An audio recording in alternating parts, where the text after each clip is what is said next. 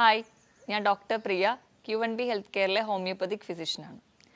ഇന്ന് നമ്മുടെ വീട്ടിൽ തിരക്കേറിയ ജീവിതത്തിൽ നമ്മളെ വളരെ സഹായിക്കുന്ന ഒന്നാണ് ഫ്രിഡ്ജ് അല്ലെങ്കിൽ റെഫ്രിജറേറ്റേഴ്സ്. നമുക്ക് ബാക്കി വരുന്ന ഫുഡൊക്കെ സ്റ്റോർ ചെയ്യാൻ നമ്മളെ സഹായിക്കുന്നുണ്ട്. പക്ഷേ ഫ്രിഡ്ജിൽ ഭക്ഷണം എങ്ങനെ സ്റ്റോർ ചെയ്യുന്നത് വളരെ പ്രധാനപ്പെട്ടതാണ്. ഇപ്പം നമ്മുടെ ക്ലിനിക്കിലൊക്കെ ഒരുപാട് കേസിൽ കുഞ്ഞു കുട്ടികൾ അല്ലെങ്കിൽ മുതിർന്നവരിലൊക്കെ അസിഡിറ്റി, ദഹനക്കേട്, ഫുഡ് പോയ്സൺസ് ഒക്കെ റെക്കറൻ്റ് ആയിട്ട് വരുന്നത് കാണാം. അപ്പം നമ്മൾ മെഡിസിനൽ മാനേജ്മെൻറ്റ് ചെയ്താലും ഒരു പരിധി വരെ ആ ഒരു കേസ് കംപ്ലീറ്റ് ആയിട്ട് ക്യൂർ ചെയ്യുന്നത് കാണാൻ പറ്റുന്നില്ല. അപ്പം അങ്ങനെ ഇരിക്കുമ്പോഴാണ് അവരുടെ ഫുഡ് ഹാബിറ്റ് എങ്ങനെയാണെന്ന് ഞാൻ ചോദിച്ചറിഞ്ഞത്. അപ്പോൾ അങ്ങനെ അറിഞ്ഞതിൽ നിന്ന് മനസ്സിലായത് അവർ ഫ്രിഡ്ജിൻ്റെ ഉള്ളിൽ ഭക്ഷണം പാകം ചെയ്തിട്ട് ഒരു 3-4 ദിവസത്തേക്ക് വെക്കും. അതിൽ നിന്ന് കുറച്ചെടുത്താണ് കഴിക്കാറ്. ഇങ്ങനെ ഒരു ഫുഡ് ഹാബിറ്റ് ഉള്ളതുകൊണ്ട് തന്നെയാണ് അവർക്ക് കൂടുതലായിട്ടും വയറിൻ്റെ പ്രശ്നങ്ങൾ ഉണ്ടാകുന്നതെന്ന് മനസ്സിലാക്കാൻ കഴിഞ്ഞു. അപ്പോൾ ആ ഒരു റുട്ടീൻ മാറ്റിയപ്പോൾ തന്നെ പെട്ടെന്ന് തന്നെ മെഡിസിൻ ഇല്ലാതെ തന്നെ നമുക്ക് റിസൾട്ട് കിട്ടുകയും ചെയ്തു. അപ്പോൾ ഇന്ന് ഞാൻ കരുതി നമുക്ക് ഫ്രിഡ്ജിൽ എങ്ങനെ ഫുഡ് സ്റ്റോർ ചെയ്യണം, അല്ലെങ്കിൽ നമ്മൾ എന്തൊക്കെ കാര്യങ്ങൾ ശ്രദ്ധിക്കണമെന്ന് നമുക്ക് നോക്കാം. അതിലൊന്നാമത്തെ കാര്യം എടുക്കുകയാണെങ്കിൽ നമുക്കറിയാം നമ്മുടെ ഫ്രിഡ്ജിൻ്റെ 2 പാർട്ടാണ് മെയിൻലി ഉള്ളത്. ഒരു ഫ്രീസ് ചെയ്യുന്ന ഒരു ഏരിയയും അല്ലാതെ ഒരു കോമൺ ആയിട്ടുള്ള ഒരു ഏരിയയും. ഫ്രീസ് ചെയ്യുന്ന ഏരിയയിൽ എപ്പോഴും ടെമ്പറേച്ചർ എന്ന് പറയുന്നത് എപ്പോഴും 0 ഡിഗ്രി ഫാരൻഹീറ്റ് അല്ലെങ്കിൽ -18 ഡിഗ്രി സെൽഷ്യസിലാണ് നിൽക്കുന്നത്. അതിൻ്റെ താഴെയുള്ള പാർട്ടിലൊക്കെ ആണെങ്കിൽ നമ്മൾ 40 ഡിഗ്രി ഫാരൻഹീറ്റ് അല്ലെങ്കിൽ 4 ഡിഗ്രി സെൽഷ്യസിലാണ് മെയിൻറ്റെയിൻ ചെയ്യുന്നത്. ഇങ്ങനെ ഒരു ടെമ്പറേച്ചർ ഫ്രിഡ്ജിൽ മെയിൻറ്റെയിൻ ചെയ്യാൻ കാരണം എന്ന് പറഞ്ഞു കഴിഞ്ഞാൽ ഒരു 4 ഡിഗ്രി ഫാരൻഹീറ്റ് മുതൽ 60 ഡിഗ്രി ഫാരൻഹീറ്റ് വരെയാണ് ബാക്ടീരിയകൾ കൂടുതലായിട്ട് വളരുക. അപ്പം ഈ ഒരു ടെമ്പറേച്ചർ ഒഴിവാക്കാൻ വേണ്ടിയാണ് നമ്മൾ എപ്പോഴും ഈ ഫ്രിഡ്ജിൽ ഈ ഒരു ടെമ്പറേച്ചർ മെയിൻറ്റെയിൻ ചെയ്യുന്നത്. അപ്പം ഈ ഒരു ഫുഡ് നമ്മൾ ഫ്രിഡ്ജിൽ സ്റ്റോർ ചെയ്യുന്നു എന്ന് പറയുമ്പോൾ നമ്മളതിനകത്ത് ബാക്ടീരിയ വളരില്ല, അല്ലെങ്കിൽ ബാക്ടീരിയകൾ ഉള്ളതെല്ലാം ചത്തുപോകും എന്നാണ് പലരുടെയും ഒരു കൺസെപ്റ്റ്. അത് തെറ്റാണ്. ഇപ്പം നമ്മൾ ഭക്ഷണം പാചകം ചെയ്ത് ഒരു 2-3 മണിക്കൂർ കഴിയുമ്പോൾ തന്നെ നമ്മുടെ ബാക്ടീരിയകളൊക്കെ, നമ്മുടെ ഈ ദോഷം ചെയ്യുന്ന പല ബാക്ടീരിയകളും ഫുഡിൽ ഉണ്ടാവാൻ തുടങ്ങുകയും ഫുഡ് പഴുകാൻ തുടങ്ങുകയും ചെയ്യും. അപ്പോൾ ഇങ്ങനെ ഒരു സ്റ്റാർട്ടിങ് സ്റ്റേജിൽ ഒരുപാട് ബാക്ടീരിയ ഉള്ളപ്പം ഈ 2-3 മണിക്കൂർ കഴിയുമ്പോൾ തൊട്ട് ഈ ഒരു പ്രോസസ്സ് സ്റ്റാർട്ട് ചെയ്യുകയാണ്. ഇങ്ങനെയുള്ളൊരു കേസിൽ നമ്മൾ അതെടുത്ത് ഫ്രിഡ്ജിലോട്ട് വെക്കുമ്പോൾ ഈ ബാക്ടീരിയ ഒരു ഡോർമെൻറ്റ് സ്റ്റേറ്റ് അല്ലെങ്കിൽ ഒരു ഇനാക്റ്റീവ് സ്റ്റേറ്റിലോട്ട് പോവുക മാത്രമാണ് ചെയ്യുക. അല്ലാതെ ഉള്ള ബാക്ടീരിയ ഒരിക്കലും ചത്തു പോകുന്നില്ല. അപ്പോൾ ഒരു ഫ്രിഡ്ജിൽ ഇരിക്കുന്ന ആ ഒരു സമയത്തോളം ഇവരുടെ ഒരു ഡോർമെൻറ്റ് സ്റ്റേറ്റ് ആയിരിക്കും. വീണ്ടും നമ്മൾ ഫ്രിഡ്ജിൽ നിന്ന് പുറത്തെടുത്ത് വെക്കുമ്പം അവരൊരു ആക്റ്റീവ് സ്റ്റേജിലോട്ട് വരുന്നു, നമ്മളത് കഴിക്കുന്നു, അത് നമ്മുടെ വയറിൽ പ്രശ്നങ്ങൾ ഉണ്ടാക്കുന്നു, നമ്മുടെ ഗട്ടിൻ്റെ ആരോഗ്യം നശിപ്പിക്കുന്നു, നമുക്ക് ദഹനക്കേട്, അസിഡിറ്റി, പുളിച്ച് തകട്ടൽ പോലെയുള്ള പ്രശ്നങ്ങൾ ഉണ്ടാകുന്നു. ഭാവിയിൽ അത് അൾസർ ആവുന്നു. അൾസർ നമ്മൾ ട്രീറ്റ് ചെയ്യാതെ നമ്മൾ ശ്രദ്ധിക്കാതെ പോകുമ്പോൾ അത് വയറിൽ ക്യാൻസർ വരെയുള്ള കണ്ടീഷൻസ് ആവുന്നുണ്ട്. ഇന്ന് നമുക്ക് എന്തൊക്കെ പോയിന്റ്സ് ആണ് ഫുഡ് സ്റ്റോർ ചെയ്യുമ്പോൾ നോക്കേണ്ടതെന്ന് നോക്കാം. അപ്പോൾ ഇന്ന് നമുക്ക് ഈ വീഡിയോയിലൂടെ ഫുഡ് സ്റ്റോർ ചെയ്യുമ്പോൾ എന്തൊക്കെ ടിപ്സ് ആണ് നമ്മൾ ഓർക്കേണ്ടതെന്ന് നോക്കാം. ഒന്നാമതായിട്ട് നമ്മളിപ്പോൾ ഫുഡ് പാചകം ചെയ്ത് കഴിഞ്ഞു. അപ്പോൾ 2-3 മണിക്കൂർ കൊണ്ട് അതെന്തായാലും അതിൻ്റെ ടെമ്പറേച്ചറൊക്കെ നോർമലാകും. ടെമ്പറേച്ചർ നോർമലായി കഴിഞ്ഞാൽ ഉടനെ തന്നെ നമുക്ക് അന്ന് കഴിക്കാനുള്ള ഫുഡ് മാത്രം വെച്ചിട്ട് ബാക്കിയെല്ലാം എടുത്ത് ഫ്രിഡ്ജിലോട്ട് മാറ്റാൻ വേണ്ടി ശ്രദ്ധിക്കുക. അല്ലാതെ നമ്മുടെ ഒരു ശീലം എന്ന് വെച്ച് കഴിഞ്ഞാൽ ഇപ്പോൾ രാവിലെ ഫുഡ് ഉണ്ടാക്കി അത് ഉച്ചയ്ക്ക് കഴിച്ചു, അത് വൈകുന്നേരം തന്നെ കഴിക്കുന്നു, എന്നിട്ട് ബാക്കിയുള്ളതാണ് നമ്മൾ ഫ്രിഡ്ജിലേക്ക് കൺവേർട്ട് ചെയ്യുക.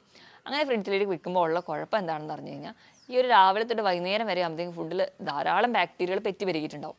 നമ്മളിത് ഫ്രിഡ്ജിലോട്ട് വെക്കുന്നു, ഈ ബാക്ടീരിയകളെല്ലാം ഡോർമെൻറ്റ് സ്റ്റേജിലോട്ട് പോകും. പിറ്റേ ദിവസം രാവിലെ ഇതെടുത്ത് പുറത്ത് വെക്കുന്നു, ഈ ബാക്ടീരിയകളെല്ലാം ആക്റ്റീവ് സ്റ്റേജിലോട്ട് വരുന്നു, നമ്മൾ കഴിക്കുന്നു, നമ്മുടെ വയറ് കേടാവുന്നു. അതിന് പകരം നമ്മൾ എപ്പോഴും ഇങ്ങനെ സ്റ്റോർ ചെയ്യാൻ വേണ്ടി ശ്രദ്ധിക്കുക. രണ്ടാമതായിട്ട് നമ്മൾ 3-4 ദിവസത്തേക്കാണ് ഫുഡ് പാകം ചെയ്ത് വെക്കുന്നതെങ്കിൽ നമ്മൾ ഓരോരോ സെപ്പറേറ്റ് കണ്ടെയ്നേഴ്സിലാക്കി വെക്കാൻ വേണ്ടി ശ്രദ്ധിക്കുക. അതായത് ഓരോ ദിവസത്തേക്കും വേണ്ടിയിട്ട് സെപ്പറേറ്റ് കണ്ടെയ്നേഴ്സ്. ഇപ്പോൾ കാരണം എന്താ വെച്ചാൽ ഇപ്പോൾ നമ്മൾ മൺഡേ അല്ലെങ്കിൽ തിങ്കളാഴ്ച നമ്മൾ ഫുഡ് പാചകം ചെയ്തു, ചൊവ്വാഴ്ച നമ്മൾ അതേ ഫുഡാണ് കഴിക്കുന്നത്, ബുധനാഴ്ച അതേ ഫുഡാണ് കഴിക്കുന്നത്, അങ്ങനെ ശീലമുള്ളവരാണെങ്കിൽ നമ്മൾ അടുത്ത ദിവസം രാവിലെ ആകുമ്പോൾ ആ ഫുഡ് പുറത്തെടുത്ത് വെക്കുന്നു, അതിൽ നിന്ന് നമുക്ക് അന്നത്തേക്ക് ആവശ്യമുള്ളത് മാത്രം ചൂടാക്കുന്നു, ബാക്കി അത് കുറച്ച് കഴിയുമ്പോഴാണ് ഫ്രിഡ്ജിലോട്ട് വെക്കുക. അങ്ങനെ ഒരു സ്റ്റേറ്റ് ആകുമ്പോഴത്തേക്കും ഒന്നാമത് നമ്മളൊരു കുറച്ച് പഴകിയ ഫുഡാണ് കഴിക്കുന്നത്. ഇതിന് കൂടെ തന്നെ അടുത്ത ദിവസം രാവിലെ പുറത്തെടുത്ത് വെക്കുമ്പോൾ വീണ്ടും ഈ ബാക്ടീരിയകൾ പെറ്റുവരിക, അത് ആ ഒരു കുറച്ച് ടൈം ആകുമ്പോഴത്തേക്കും അതൊരു ആക്റ്റീവ് സ്റ്റേജിലോട്ട് പോകുന്നു. പിന്നെ നമ്മൾ തിരിച്ച് ഫ്രിഡ്ജിൽ വെക്കുമ്പോൾ അത് ഡോർമെൻറ്റ് സ്റ്റേജിലോട്ട് മാറുന്നു. അടുത്ത ദിവസം അതായത് ഇപ്പോൾ ബുധനാഴ്ചയൊക്കെ ആകുമ്പോഴത്തേക്കും വീണ്ടും ഈ ഒരു പ്രോസസ്സ് കണ്ടിന്യൂ ചെയ്യുന്നു. അതിനനുസരിച്ച് ബാക്ടീരിയകൾ പെറ്റുപെരുകുന്നു. നമ്മുടെ വയറിൻ്റെ കേടാവാൻ വേറെ ഒന്നും വേണ്ടി വരില്ല. ഇത് കൂടാതെ ഇനിയിപ്പോൾ മൂന്നാമത്തെ ഒരു പോയിന്റ് എന്ന് പറഞ്ഞാൽ നമ്മൾ മീൻ അല്ലെങ്കിൽ ഇറച്ചിയൊക്കെ എല്ലാവരും തന്നെ നമ്മൾ ഫ്രിഡ്ജിൽ മേടിച്ച് സ്റ്റോർ ചെയ്യാറുണ്ട്. അപ്പോൾ മീൻ അല്ലെങ്കിൽ ഇറച്ചിയൊക്കെ നമ്മൾ കണ്ടെയ്നേഴ്സിലാക്കിയിട്ട് ഫ്രീസറിലാണ് വെക്കുക. അപ്പോൾ നമ്മളെല്ലാം കൂടി മേടിച്ച് ഒറ്റയടിക്ക് ഒരു ബോക്സിലോട്ട് കണ്ടെയ്നറിലാണ് വെക്കുന്നത്. അങ്ങനെ ഒരു ശീലമുള്ളവരാണെങ്കിൽ നമ്മൾ അടുത്ത ദിവസം രാവിലെ ആവുന്നു, ഈ ഒരു കണ്ടെയ്നർ കംപ്ലീറ്റ് ആയിട്ട് പുറത്തോട്ട് വെക്കുന്നു, ഇത് ഡീഫ്രീസ്റ്റ് ചെയ്യുന്നു. ഇങ്ങനെ ഡീഫ്രോസ്റ്റ് ചെയ്ത ഈ ഒരു മീൻ നമ്മൾ അന്നത്തെ ആവശ്യത്തിന് വേണ്ടിയുള്ളത് മാത്രം എടുക്കുന്നു, തിരിച്ച് ഇത് വീണ്ടും എടുത്ത് ഫ്രിഡ്ജിൽ വെക്കുന്നു. അതായത് ഒരു കണ്ടെയ്നർ തന്നെയാണ് ഇതെല്ലാം കൂടി വെക്കുന്നതെങ്കിൽ, അതായത് മീനെല്ലാം കൂടി ഒരു കണ്ടെയ്നറിൽ വേറൊരു കണ്ടെയ്നറിൽ ഇറച്ചി അങ്ങനെയാണ് വെക്കുന്നതെങ്കിൽ കൂടി നമ്മൾ ഡീഫ്രോസ്റ്റ് ചെയ്യുക, വീണ്ടും അത് വെക്കുക. അപ്പം നമ്മുടെ ആ മീനോ അല്ലെങ്കിൽ ഇറച്ചി എന്താണെങ്കിലും അത് അഴുകാൻ തുടങ്ങും, വീണ്ടും ബാക്ടീരിയൽ ഗ്രോത്ത് വരും. അപ്പോൾ നിങ്ങൾ ചെയ്യേണ്ടത് എന്താണെന്ന് വെച്ചിട്ടുണ്ടെങ്കിൽ, ഇങ്ങനെ ചെയ്യുന്നവരാണെങ്കിൽ ഓരോ ദിവസത്തേക്ക് ഇപ്പം മീനോ ഇറച്ചിയൊക്കെ ധാരാളമായിട്ട് വാങ്ങിക്കുന്നവരാണെങ്കിൽ ഓരോ ദിവസത്തേക്കും ആവശ്യമുള്ളത് ഒരു കണ്ടെയ്നറിലോട്ട് കൺവേർട്ട് ചെയ്യുക. ഇപ്പം ഒരു ദിവസത്തിന് വേണ്ടത് 3-4 മീനുകളാണെങ്കിൽ അതൊരു ബോക്സിലാക്കുക, അത് സെപ്പറേറ്റ് ചെയ്ത് വെക്കുക. അടുത്ത ഒരു ദിവസത്തേക്കുള്ളത് എത്രയാണോ അതൊരു ക്വാണ്ടിറ്റി വേറെ ഒരു സ്റ്റോറേജ് ബോക്സിലോട്ട് മാറ്റുക. ഇങ്ങനെ വേറെ സെപ്പറേറ്റ് ബോക്സിലോട്ടൊക്കെ മാറ്റാൻ വേണ്ടി ശ്രദ്ധിക്കുക. ഇങ്ങനെ ചെയ്തു കഴിഞ്ഞാൽ ഒരു പരിധി വരെ നമുക്ക് അങ്ങനെയുള്ള പ്രശ്നങ്ങൾ ഒഴിവാക്കാൻ പറ്റും. അതുപോലെ തന്നെ ഇപ്പം സിംഗിൾ ഡോറൊക്കെയുള്ള ഫ്രിഡ്ജ് ആണെങ്കിൽ നമുക്കറിയാം, ഇപ്പം മീനോ ഇറച്ചിയോ അങ്ങനെയൊക്കെ വെക്കുകയാണെങ്കിൽ അതിൻ്റെ ആ ഒരു ഫ്ലൂയിഡ് അല്ലെങ്കിൽ നമ്മൾ വെക്കുന്ന സ്റ്റോർ ചെയ്യുന്നത് പ്രോപ്പർ അല്ലെങ്കിൽ അതിൽ നിന്ന് ആ ഒരു ലിക്വിഡ് താഴേക്ക് വരാൻ ചാൻസ് ഉണ്ട്. ഇങ്ങനെ വരാൻ ചാൻസ് ഉണ്ടെങ്കിൽ അത് ബാക്കിയുള്ള ഫുഡ് കണ്ടാമിനേറ്റഡ് ആവാൻ കാരണമാകും. അപ്പം ഇങ്ങനെ വരുന്നില്ല എന്ന് നമ്മൾ സ്റ്റോർ ചെയ്തൊക്കെ നമ്മൾ പ്രോപ്പറായിട്ട് സ്റ്റോർ ചെയ്തു എന്ന് ഉറപ്പ് വരുത്തുക. അടുത്തൊരു പോയിന്റ് എന്ന് പറഞ്ഞെങ്കിൽ നമ്മൾ ചൂടോടുകൂടി തന്നെ ഭക്ഷണം എടുത്ത് ഫ്രിഡ്ജിലോട്ട് വെക്കാതിരിക്കുക. നമ്മൾ പാകം ചെയ്ത് കഴിഞ്ഞ് കഴിഞ്ഞാൽ ഉടനെ വെക്കാതെ എപ്പോഴും ആ ഒരു ടെമ്പറേച്ചർ നോർമലായിട്ട് മാത്രം വെക്കാൻ വേണ്ടി ശ്രദ്ധിക്കുക. ഇതിന് കാരണം എന്താണെന്ന് വെച്ചിട്ടുണ്ടെങ്കിൽ നമ്മളിപ്പോൾ ചൂടോടുകൂടിയാണ് അതൊരു ഫ്രിഡ്ജിലേക്ക് എടുത്ത് വെക്കുന്നതെങ്കിൽ നമ്മുടെ ഫ്രിഡ്ജിൻ്റെ ഉള്ളിൽ നോർമലായിട്ട് വേണ്ട ടെമ്പറേച്ചർ എത്രയാണെന്ന് ഞാൻ പറഞ്ഞു. നമ്മൾ ചൂടോടുകൂടി ഭക്ഷണം എടുത്ത് വെക്കുമ്പോൾ ഈ ഒരു ചൂട് നമ്മുടെ ടെമ്പറേച്ചറിൻ്റെ ഉള്ളിലുള്ള ആ ഒരു ടെമ്പറേച്ചറിനെ മാറ്റുന്നു.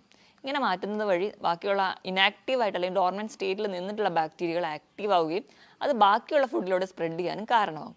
അപ്പം ഒരിക്കലും ചൂടോടുകൂടി ഭക്ഷണം എടുത്ത് വെക്കാതിരിക്കാൻ വേണ്ടി ശ്രദ്ധിക്കുക. അതോടൊപ്പം തന്നെ ഇപ്പോൾ പച്ചക്കറികളോ അല്ലെങ്കിൽ പഴവർഗ്ഗങ്ങളോ മാക്സിമം നിങ്ങൾ ഫ്രിഡ്ജിൽ വെക്കാതിരിക്കാൻ വേണ്ടി സ്റ്റോർ ചെയ്യാതിരിക്കാൻ വേണ്ടി ശ്രദ്ധിക്കുക. പ്രത്യേകിച്ച് പഴവർഗ്ഗങ്ങൾ.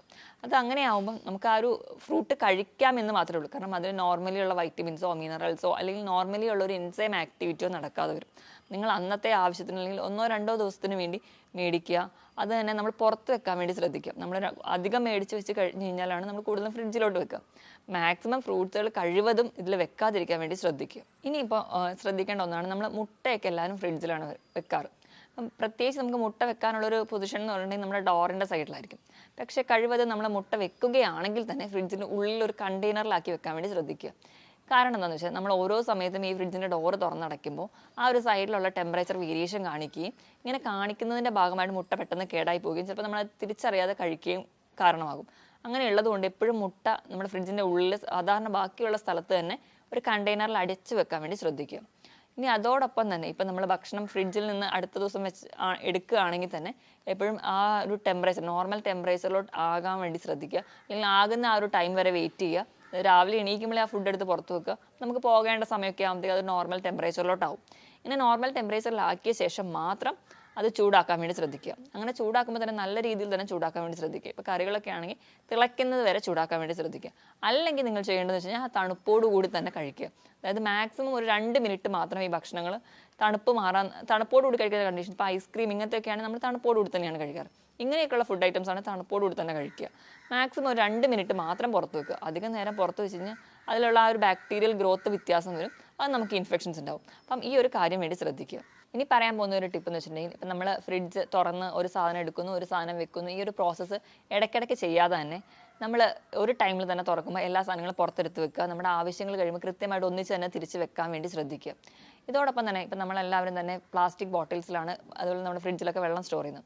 ഇത് മാറ്റിയിട്ട് മാക്സിമം ഒരു നമ്പർ 5 ഗ്രേഡുള്ള പ്ലാസ്റ്റിക് ബോട്ടിൽ യൂസ് ചെയ്യുക. അല്ലെങ്കിൽ പൊട്ടുന്ന ഗ്ലാസിൻ്റെ ബോട്ടിൽസ് യൂസ് ചെയ്യുക. ഇങ്ങനെ യൂസ് ചെയ്യുന്നത് കൊണ്ട് നമുക്ക്, അല്ലെങ്കിൽ ഇപ്പോൾ പ്ലാസ്റ്റിക് ബോട്ടിൽസ് ആണ് നമ്മൾ യൂസ് ചെയ്യുന്നതെന്ന് വിചാരിക്കുക. അതായത് നമ്മൾ മിനറൽ വാട്ടറിൻ്റെ ബോട്ടിൽസ് അല്ലെങ്കിൽ കോളയുടെ ഒക്കെ ബോട്ടിൽസ് യൂസ് ചെയ്യുകയാണെങ്കിൽ ഇതിനകത്തുള്ള കെമിക്കൽസ് ഈ വാട്ടറുമായിട്ട് മിക്സ് ചെയ്യാനും അതുവഴി നമുക്ക് ആ ഒരു വാട്ടറിൻ്റെ ടേസ്റ്റ് മാറുന്നതായിട്ടും കാണാം.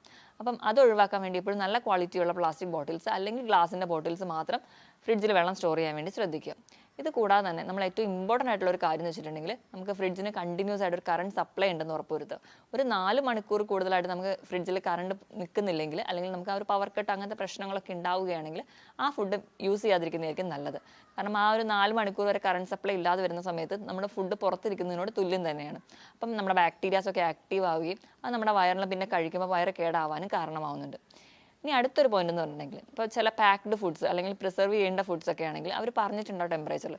ചില പാക്ഡ് ഫുഡ്സ് ഒക്കെ ആണെങ്കിൽ അവർ പറഞ്ഞിട്ടുണ്ടാവും ഫ്രീസറിൽ വെക്കണം, അല്ലെങ്കിൽ ഏത് ടെമ്പറേച്ചറിലാണ് അവർ മെയിൻറ്റെയിൻ ചെയ്യാൻ പോവുക എന്ന് പറയുന്നത് ആ ഒരു ടെമ്പറേച്ചർ തന്നെ മെയിൻറ്റെയിൻ ചെയ്യാൻ വേണ്ടി ശ്രദ്ധിക്കുക. അതുപോലെ എല്ലാ ഭക്ഷണങ്ങളും ഫ്രിഡ്ജിൽ സ്റ്റോർ ചെയ്യുമ്പോൾ എപ്പോഴും അടച്ച് വെക്കാൻ വേണ്ടി ശ്രദ്ധിക്കുക. ഇപ്പോൾ പാക്കറ്റ് ഫുഡ് ആണെങ്കിലോ അല്ലെങ്കിൽ നമ്മൾ പാകം ചെയ്ത ഫുഡോ അല്ലെങ്കിൽ പച്ചക്കറികളൊക്കെ ആണെങ്കിൽ തന്നെ ഒന്നുകിൽ ഒരു സീൽഡ് ആയിട്ടുള്ള കവറിൽ അല്ലെങ്കിൽ സീൽഡ് ആയിട്ടുള്ള കണ്ടെയ്നേഴ്സിൽ മാത്രമേ സ്റ്റോർ ചെയ്യുക. അല്ലാതെ തുറന്ന് വെക്കുക അല്ലെങ്കിൽ അങ്ങനത്തെ ഉള്ള പ്രോസസ്സ് ഒരിക്കലും ചെയ്യാതിരിക്കുക.